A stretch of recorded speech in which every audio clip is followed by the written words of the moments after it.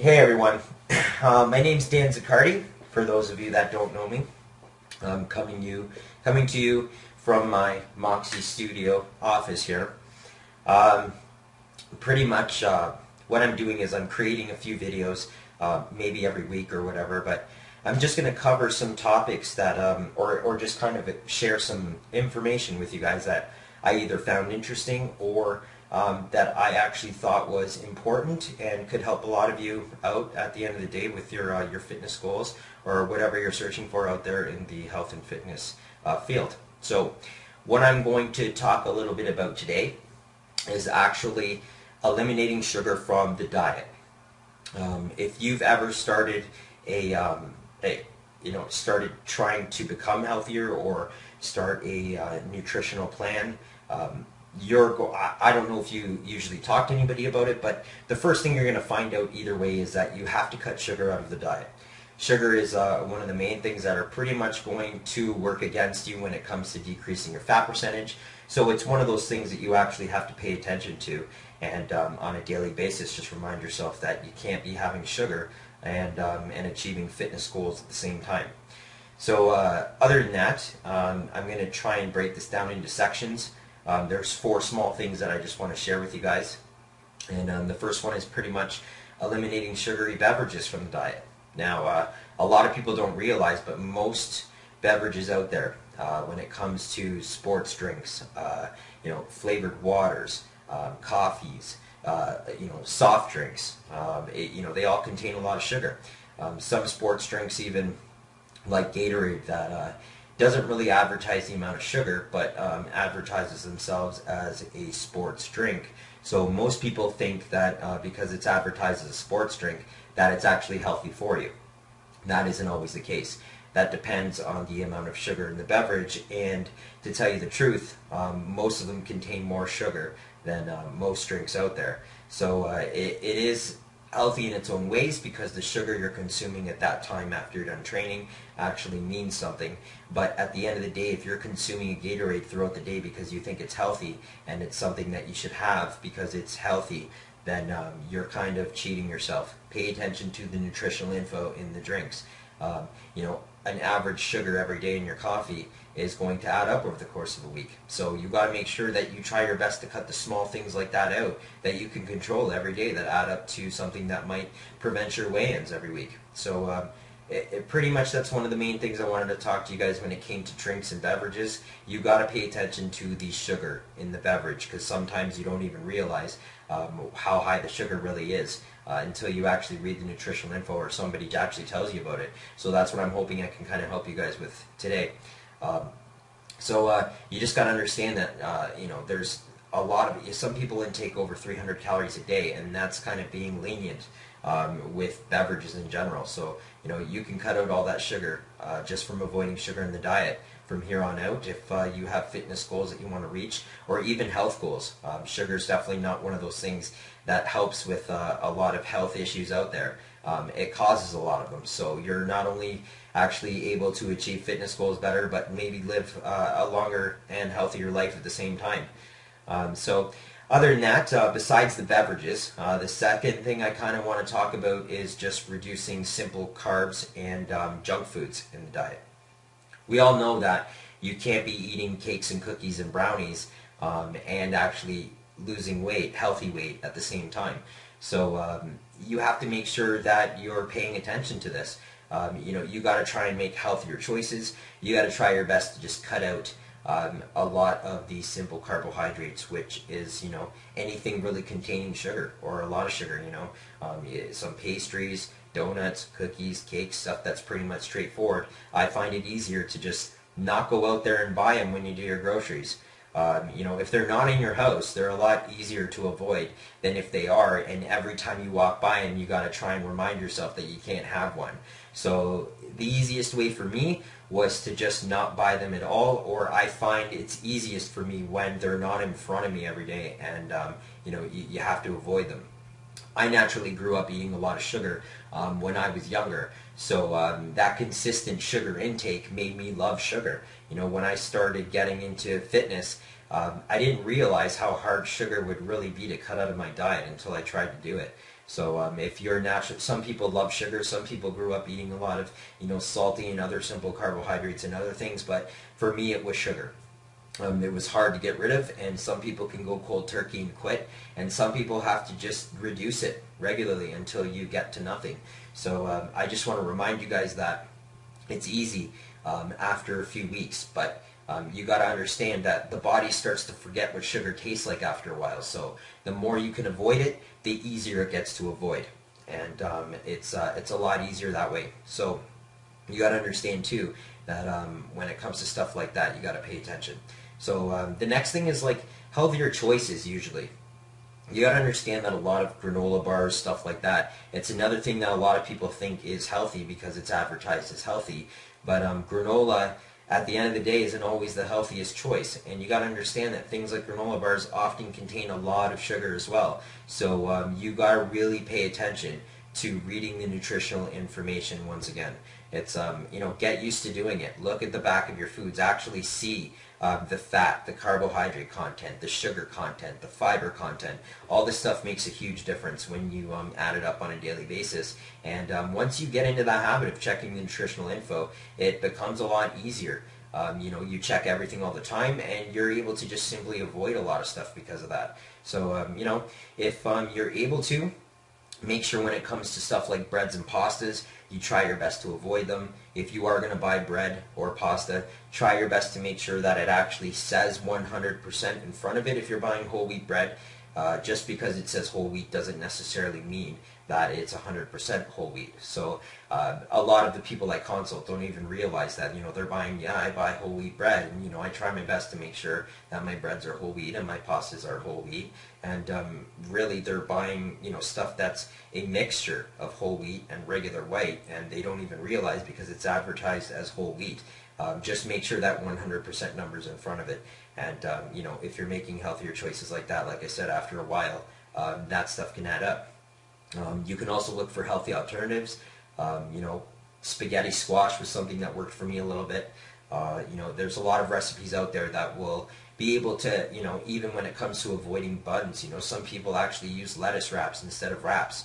And they are fine with it. They find it works out fine, and they love it, and it helps cut the extra carbohydrates they don't need out of their diet. So other than that, that was a little bit about just reducing simple carbs and junk foods. And the next thing I'm going to talk about is just finding hidden sugars in the diet. A lot of people just don't realize too that when you're buying small things like condiments and sauces and dressings and stuff like that, you got to just make sure that there's no added sugar. Read the nutritional info once again. You got to make sure that you're paying attention to the amount of sugar and fat and everything like that in your dressings. Fat-free Italian dressing was actually one of the things that worked out best for me. It, when it comes to the nutritional information, it's not something that contains a lot of fat. It's not something that actually contains almost any sugar at all. So if you can find, I found that, if you can take fat-free Italian dressing, look at the nutritional info. And what I did was I just started comparing a lot of dressings to that. And the ones that compared the best were the ones I chose. You're going to find that a lot of thick dressings, Caesar dressing, just because it's advertised as fat-free Caesar dressing doesn't mean it's healthy. And you got to make sure, if it's creamy or it's like that, it's probably not the best for you. So try and stay with stuff that's, a little bit more of a liquidy consistency, like fat-free Italian dressing and, stuff like that. So, yeah, that's pretty much it about finding hidden sugars and stuff like condiments and like a lot of sauces and things like that people buy regularly that don't even notice that they're intaking extra sugar from, stuff they didn't even know of. So the last thing I'm going to talk about is just pretty much keeping everything realistic. Now, what I mean by this is when I consult clients and I create custom nutritional plans, I make sure that at the end of every week or after 5 or 6 days of clean eating, you're allowed to actually have that one cheat meal that you love. Okay? Now, I know as a trainer, I'm a huge advocate on eating healthy. I know that 80% of your results are going to come from this. But you also have to understand that consistency is what matters the most. And you're going to get to your goals eventually if you're able to stay consistent. Not everything's going to be perfect all the time. You are going to have those slip-ups. and those cheats and times that you're stuck out with friends, or but you have to make sure that you kind of plan your healthy eating around your cheat meal. So if you're going to have this one cheat meal a week that you've worked so hard for, and you kind of set that goal for it, so it gives you a regular goal to hit every week as well. But if you're going to actually set that cheat meal every week, you just got to make sure that you don't eat any crap in your diet for at least 5 or 6 days before. You can't be having small cheats throughout the week and then at the end of the week have your cheat day, or your cheat meal, I should say. You got to make sure that you're eating clean for 5 to 6 days before, then actually have your cheat meal or enjoy your cheat meal after that. One thing I wanted to kind of talk about with your cheat meals as well is that, even though, like I said, I'm a huge advocate of healthy eating, you got to have what you love. Have what you want. It doesn't matter if it's chicken wings, if it's cookies and cakes, if it's pizza. It doesn't matter. Just enjoy the stuff that you love to eat, and stay consistent. That's it. That one cheat meal a week. Believe it or not, if done correctly, that cheat meal is not going to harm you or your results at the end of the week. And I'm being serious when I say, though, that you're allowed to have your cheat meal, but do not make it a cheat day. It's you still got to eat the same day or the same way all day, and then you get your cheat meal. And the only other thing I kind of wanted to mention is that some people have a hard time having a cheat day within their first month or so that they start working out. The reason for this is just because when you have a cheat meal and you're used to eating a certain way already, you're kind of just reminding yourself of what you love, and like I tell a lot of people, and like I say all the time, it takes a good month to start to forget what the foods you love the most taste like. So when you kind of you work your first week and you do great, your second week and you do great, and then you have that cheat meal of that stuff that you love. If it was sugar, then you start to remind yourself what the sugar tastes like, and before you know it, a cheat meal turns into a cheat day, and you're just reminding yourself for the next day. It's so much harder to avoid the sugar because you had it the day before and you know how great it tastes again. And you're just bringing those cravings back, really. So try your best for your first couple of weeks or a month to try and have the body forget what the stuff that you love tastes like. If you can stick out that first month and then work your cheat day in from there, it's a lot easier than if you try to just if you remind yourself once a week during your first few weeks what sugar tastes like, and you're just kind of restarting your cravings over and over again, and it makes everything a lot harder than it should be the first few weeks. So keep it realistic.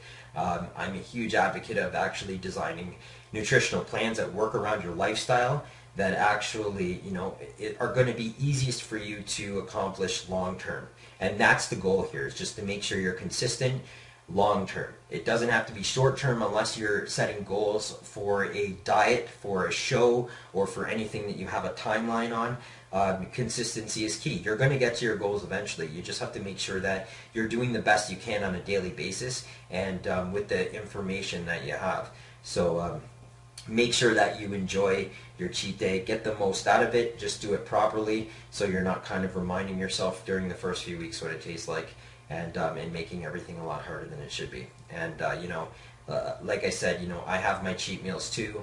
I love sugar. Sometimes that's the stuff I end up having, or I'll set it up to where, if I'm going out with my girlfriend, or if you're going out with your boyfriend, or whatever, if you have a date night, or a night out with friends, whether it's alcohol or food, have what you want, and have that one meal where you're allowed to have those calories come from whatever you like. And life is a lot better. You're not finding that you're hating your diet or your nutritional plan because you're not allowed to have this and that, and it's not about that. It's about being satisfied and able to achieve all of your goals, and as easy as possible around your lifestyle and around your old habits. And when you're done, if you're working out at a studio, or people at my studio, when they leave my studio, when I first design their diet, I want them to have something that after here, they're still able to follow for the rest of their lives. They've developed that habit.